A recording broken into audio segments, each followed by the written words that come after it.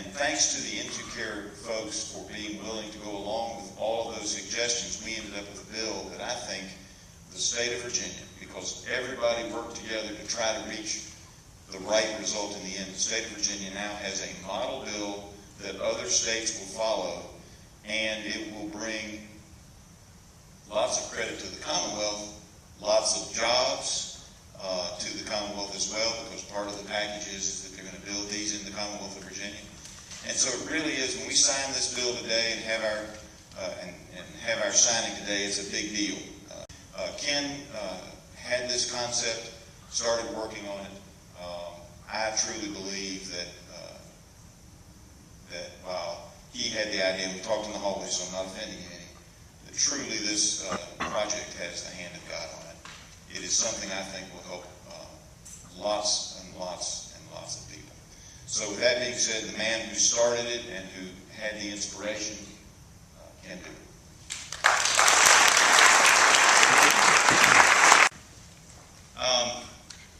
May the 13th, there was an article in the Washington Post about our company and about our product. And as a result of that article, my life since then has not been the same. I anticipate that it will return to the way it was before. But one of the things that happened to me as a result of the article in the Washington Post was I received hundreds, even thousands of emails, not just from the Washington, D.C. area, but literally from around the world. In fact, we tracked it, and it was from 67 different countries. And in the course of 2 weeks, there were 400,000 emails from 67 different countries. But one of them that stood out to me was one that came from a law firm on Pennsylvania Avenue, of all places. And this attorney, she was an intellectual property attorney, and this is what she said to me.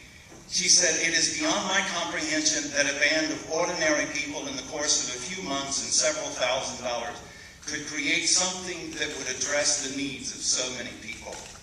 Here in Washington," she said, "it would have taken 10 years, and it would have cost $500 million. And she said, "How did you do this?" And so I kind of wrote back in just a couple of paragraphs how we did that. But I want to tell you just very briefly a couple of things. 4 years ago, there were 3 of us that met in a coffee shop here in Salem. And we decided that we were going to start an organization that would address the challenges, listen to this, the challenges of the world. Not just our community, but of the entire world. It is not the audacity of hope, but it is the power of individual creativity and passion. That's what we said. And we made up this little silhouette, and this little silhouette had what you would think of as all of the great countries of the world. We had the Capitol Dome, we had the Eiffel Tower, we had the symbol of the EU, we had Riyadh, we had all of these different silhouettes, and in place strategically in the silhouette, we had the Roanoke Star, and we had the Ferris wheel from the Salem Fair stuck right in there. And this is what we had underneath this logo. It says, "We will change the world from here." That's what we said. And so we set out to change the world from here because we believe that the challenges that face the world cannot be solved by the conventional conventions of power. That the problems are so great, they're so massive, they're so pervasive, that they overwhelm the institutions by virtue of their presence. Because they live in the limited boxes bound inside of their own resources, with the notion that only with more money can we be more effective. And you see, we challenged that very notion because we said this. We said that effectiveness was not in more resources, it was not in more money, but it was in the creativity and the passion of individuals. That's what we said. Because you see, we saw just huge amounts of money, huge amount of resources, and for whatever reason, they were incapable of solving problems that seemed so obvious to us. So obvious to us. And so this is what we did. We said that we were going to challenge this, and we would challenge this with limited resources, but with the passion and the creativity of individuals, not with money. You see, there is not enough money to cure cancer. There's not enough money to cure Alzheimer's. there's not enough money to make our nation feel secure. But see, with limited resources, it is the mother of creativity and passion. And that's what we said we were going to use. And so here we were, a preacher, a school teacher, and eventually an engineer, an architect, some more teachers, and some more just healthcare workers and college professors. We were going to change the world with creativity and with passion. And so we divided, strangely as it sounds, we divided up the world, and I decided that I would take the issue of aging. And this is what I would say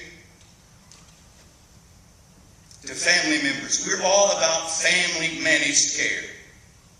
And we believe this. We believe that the MedCottage could reduce the federal dependency, the federal cost of Medicare by 8% if they would use it.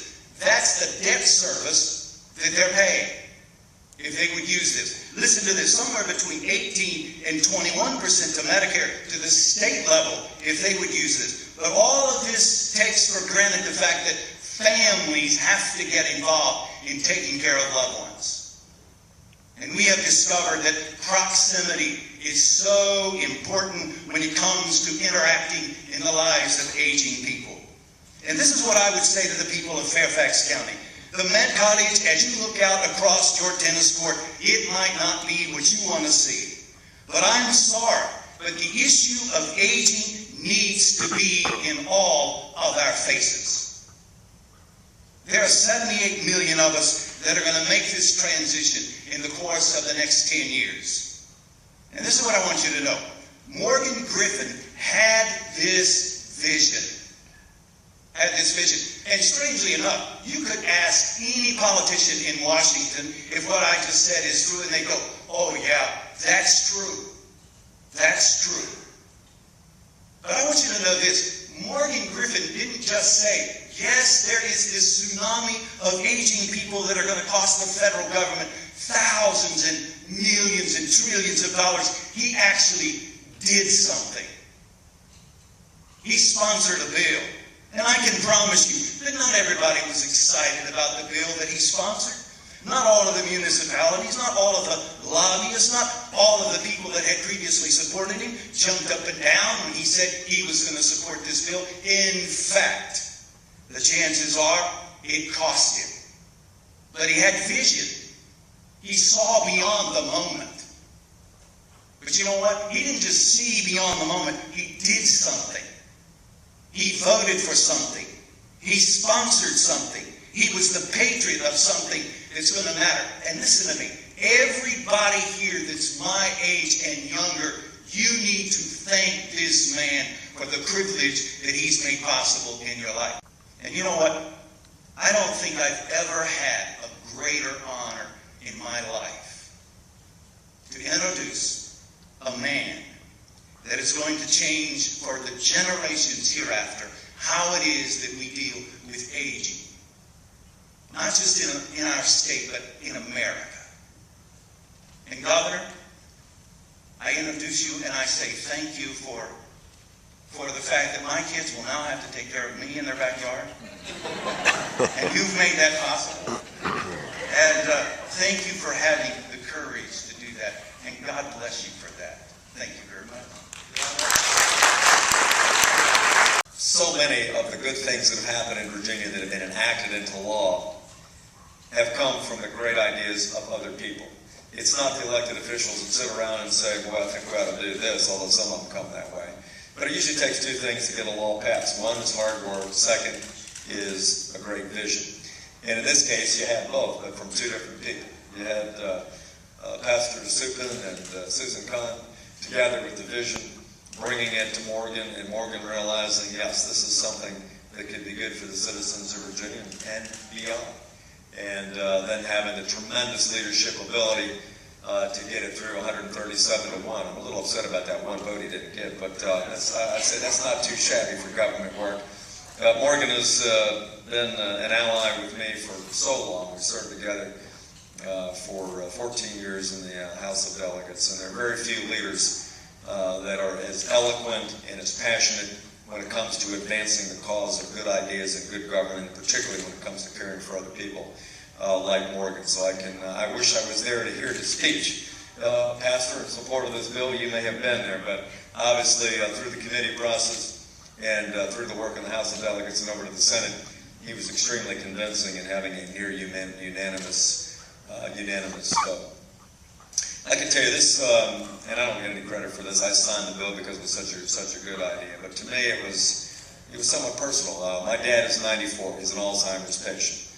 We cared for him at home with a caretaker for about 4 or 5 years before his condition, both mentally and physically, got so advanced that we could no longer care for him. He's been in a nursing home for about 4 years. But I can think of times during the care for my own dad, and so many other families probably similarly situated, that having the ability to have a medical cottage on your property without a lengthy, contentious, burdensome permit process that you have to go through with local governments would provide an enormous opportunity to provide the love and the care and compassion and the proximity that you need to care for the graying generation. I think we are a great and mighty nation, but we also now are seeing the great generation, of which my father and probably many of your fathers are members, that are in their very, very old years. I think we owe them a lot. We owe them really the nation that we have today, which I believe is the greatest nation on earth. They sacrificed mightily through the years to hand off to us a marvelous land. It's our duty not to screw it up and keep it a great nation. One of the ways that we can show our honor and our love for our elders is, I think, to care for them in a way that a medical cottage would provide. It's economical. It's, most importantly, it's close. For a loved one to be close to another loved one is something upon which you can place no value. And so I just, even though it wasn't something that benefited my family in the past, I do understand the vision and what it can do. Secondly, when you look at the economics of what our budgets are now faced with, Medicaid at the state level growing 1,600% over the last 25 years, Medicare at the federal level growing tremendously. Obviously, the whole national debate now on health care capturing the attention of most Americans. The fact that so much of that health care dollar is consumed in your last year's 80% is a staggering number. We have got to, as a society, find more effective and efficient and compassionate ways to care for senior citizens in those golden years. We owe it to them for raising us, and this is a vision that I think will take off, not just here in Salem, not just in America, but beyond. So I'm really honored to be here to sign House Bill 1307 ceremoniously. I already signed it about 3 months ago, and it is in effect as of 33 days ago. But I wanted to come here, one, because I'm really sick and tired of having Morgan Griffith talk about Andrew Lewis Middle School without actually having been here. Maybe now I won't have to listen to that anymore. Secondly, to actually have a vision from Salem carried by a Salem legislator. It was important to come here and say thank you to the people of Salem and this great community for putting this vision forward that I think is going to help a lot of people going forward. So thank you all for coming out today, for being a part of this. I think we're going to hear a lot about this in the months and years to come as we provide more compassionate and effective health care to the great generations that have made this a great country. So with that, I'm going to sign again House Bill 1307, the Family Health Care Structure Zoning Bill that will make it so much easier for families to care for their loved ones in their senior years and do an awful lot for advancing our health care system.